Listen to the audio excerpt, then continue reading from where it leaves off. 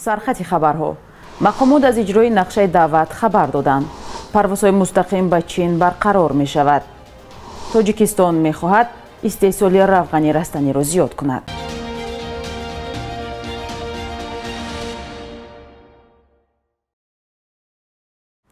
سلام بیننده‌های عزیز، با امید صحتی شما در این وقت و ساعت برنامه نویدی بامدادی را تقدیمتان میکنم. امروز 1 ایون است. وزارت مدافع تاجیکستان امروز خبر داد که نقشه دعوت بهاری امساله به خدمت در ارتش 100% اجرا شده است. فریدون محمدعلی زاده سخنگوی وزارت مدافع تاجیکستان در صحبت با رادیوی آزادی گفت با آغاز گردیدن این معرکه در نخستین روز دعوت ولایت مختار کوهستانی بدخشان و چند شهر و ناحیه‌های دیگر از اجرای پوره نقشه دعوت گزارش دادند. به همین ترتیب در نیمه اول ماه اپریل 4 نواحی پایتخت و تا آخرین ماه می تمام شهر و ناحیه‌های کشور اجرای نقشه را پوره به انجام رسانیدند. دعوت بهاری در شرایط به پایان می رسد که از آغاز موسم در شبکه‌های اجتماعی شکایت و نوارهای زیادی از سرباز شکار و یا جلب مجبوری جوانان به خدمت نشر شدند. در تاجیکستان بهار و تیر ماه جوانانی از 18 تا 27 ساله را به ارتش میبرند. ساکنان میگن به سبب وضع بد و ضرب در قسم‌های نظامی از فرستادن فرزندانشان خودداری میکنند. مقامات میگن برعکس وضع بهتر شده، صف اختیاریان افزوده است.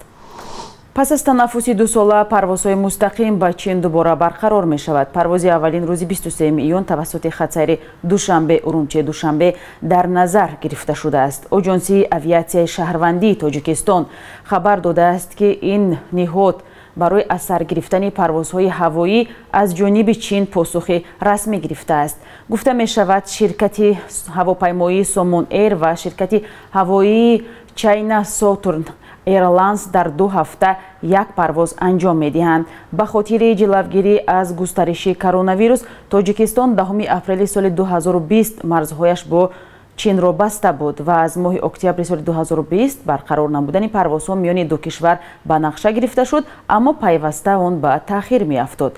سالهای اخیر چین همچون شریک استراتژی و سرمایه‌گذاری اصلی طرح‌های اقتصادی تاجیکستان نام برده می شود. تشکیلات امانتی قرضی خرد دوشنبه سیتی خبر داده است که عریضش را نسبت جوانزنی که بانکمات‌ها را شکسته بود باز پس میگیرد و خراجات مربوط به تعمیر بانکمات‌ها را خودش پرداخت میکند. جوانزنی 35 ساله ساکن ناحیه تیمور ملیک با سبب نداشتن پول نقد در ترمینال ها 2 بانکمات شرکت دوشنبه سیتی را واقع در ناحیه شاه منصور پایتخت در کوچه عینی با سنگ زده شکست. نواری ویدیوی این عمل در شبکه‌های اجتماعی نشر شد. خبرگزاری آزیا پلاس از قبل نماینده این شرکت نوشته است که زمانی رخ دادن حادثه در بانکمات ها پول موجود بود. مشکل گرفتن پول نقد در بانکمات ها بعضاً و مشاهده می رسد و ما کوشش داریم که پیوسته و منتظم زیاده از 450 بانکمات را در سراسر تاجیکستان با پول تامین کنیم. گفتند در شرکت یادرس می کنیم که کارمندان ریاست وزارت کارهای داخلی در شهر دوشنبه این زن را روز 24 می بازداشت کردند. مقامات ملیسا برای باز کردن پرونده جنایتی برای قصداً نابود کردن یا ضرر رساندن به اموال مواد آماده می کردند. شکایت ها از نبودن پول در بانکمات ها بارها صدا داده است. تحریم های جاری علیه روسیه تقریباً به 87% شرکت های روسی تاثیر رساندند. بیشتر این شرکت ها توانستند به شرایط نو مطابق شوند یا منتظرند که در آینده نزدیک این کار را انجام می دهند. بیت الله РБК در گزارش دستگاه وکالت‌دار اوید به حفظ حقوق صاحبکاران در روسیه باریستیتوف گفته شده است که تقریباً 12% شرکت‌ها نتوانستند به شرایط نو مطابق شوند و بنابراین فعالیت خود را پوره یا قسماً قطع کردند. همچنین گفته شده است که تنها تقریباً 10.5% صاحبکاران پرسیده شده گفتند تجارتی آنها تا حال استوار و در حال رشد است. تاجیکستان می‌خواهد در 3 سال آینده استحصال روغن رستنی را تا 57% زیاد کرده واردات آن را در این دوره به بیش از 2% کاهش دهد. در این باره در دورنمای نشان دهنده‌های میکرو اقتصادی تاجیکستان برای سالهای 2022-2024 معلومات داده شده است. موافق این سند تا سال 2024 حجم واردات روغن رستنی و چربو تا 94,000 تن کاهش می‌یابد. طبق این سند تا سال 2024 حجم واردات روغن رستنی و چربو تا درصد کاهش می‌یابد و در برابر این در جمهوری در نظر است استحصال روغن اساساً روغن پخته زیاد کرده شود. استحصال روغن بنا به پیشگویی وزارت رشد اقتصاد و سودا در 3 سال باید از 27,000 تن سال جاری به 43,000 تن در سال 2024 رسانده شود. طلبات اهالی به روغن سالانه تا 160,000 تن گفته می شود. عین زمان در جمهوری 52 کارخانه استحصال روغن رستنی فعالیت داشته، اقتدار عمومیشان 80,000 تن در یک سال را تشکیل می دهد. در کلاب нафароне ки бо тиҷорат машғуланд аз тафтишҳои зиёду ҷаримаҳои калон шикоят мекунанд. Ин дар ҳоле аст ки бо як фармони президенти Эмомалӣ Раҳмон санҷиши соҳибкорон то моҳи январи соли 2023 манъ шудааст. ҳамкорамон Маҳмудҷон Раҳматзода гузориш медиҳад. дар кулоб афроде ки ба тиҷорат машғуланд аз тафтишҳои зиёду ҷаримаҳои калон шикоят мекунанд. инҷо мағозаест дар маҳаллаи Борбад. Рустам Одинаев тиҷораташро дар ин мағоза 2 соли пеш оғоз карда буд. моҳи декабри соли 2021 додситони кулоб алайҳи ӯ барои маҳсулоти пассифат ва муҳлаташ гузашта парвандаи ҷиноӣ боз кардааст. додгоҳ ин парвандаро баррасӣ карда ба Рустам Одинаев 6000 сомонӣ ҷарима бастааст.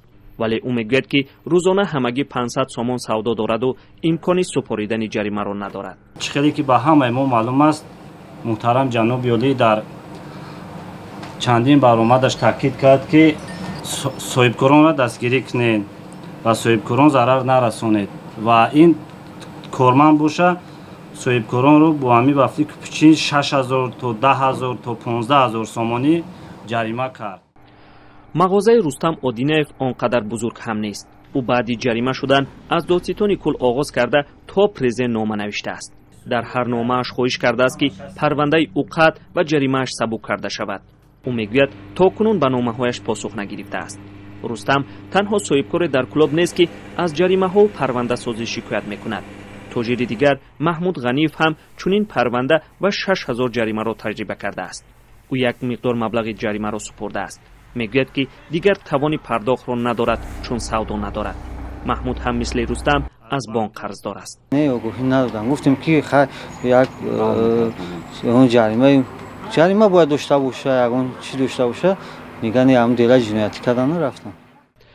ҳоло ин ду тоҷир мегӯянд ки тавони пардохти пули андоз, қарз, об, барқ ва ҷаримаро надоранд. вале ба гуфтаи масъулини додситон агар онҳо пеши роҳи чунин ҳолатҳоро нагиранд, эҳтимоли заҳролудшавии сокинон ҳам аз истеъмоли он вуҷуд дорад. аксарият бартун дар шаҳри Кулоб зиндагӣ мекунем. ман хел кӯдакомам ҳаминҷа зиндагӣ мекунам. ман намедонам, хеле ҳасиба ман дида наметонам. мумкин ки мутахассис фаҳмадам ро айбуша. не ки мо як хел ҳасиб як хел бу мекунем, як хел дига мумкин амро истеъмол кардани мо. ман фарзанди шумо шикоятҳо аз ҷаримабандии соҳибкорон зиёд аст. маҳз ҳамин ҳолат сабаб шуда буд ки президенти кишвар ба санҷиши соҳибкорон моратория эълон кунад. ин нишонаи он аст ки бо соҳибкорон сари кор надорем, муносибат намекунем. бо вуҷуди ин эълон на танҳо соҳибкорон аз Кулоб, балки аз тамоми Тоҷикистон аз санҷишҳои беасос шикоят мебаранд.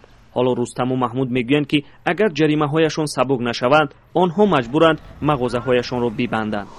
бахши як рӯзи таърихро ҳамкорамон Хиромон Бахозода тақдиматон мекунад ки муҳимтарин таҳаввулоти таърихӣ дар рӯзи 1 июнро фаро мегирад.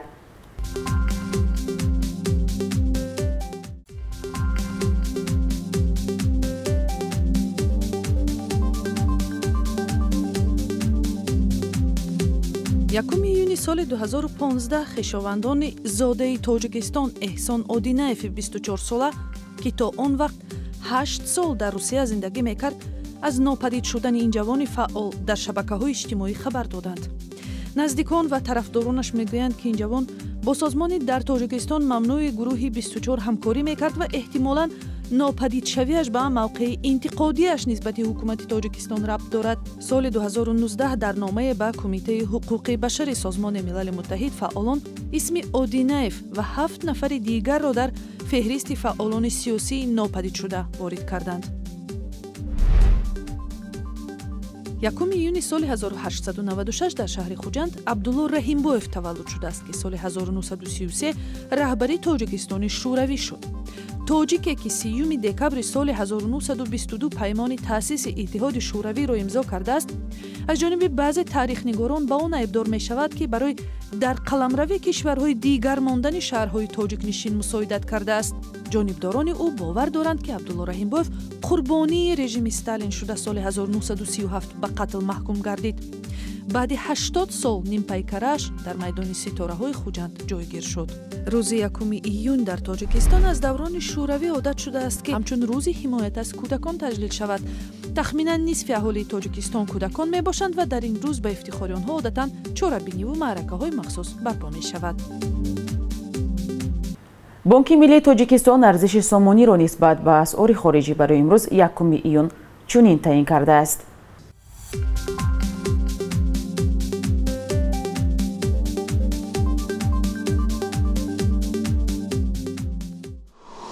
бинандаҳои азиз, матлабҳои моро пайгирӣ кунед ва ҳам назару пешниҳодҳои худро ҳатман ба мо нависед.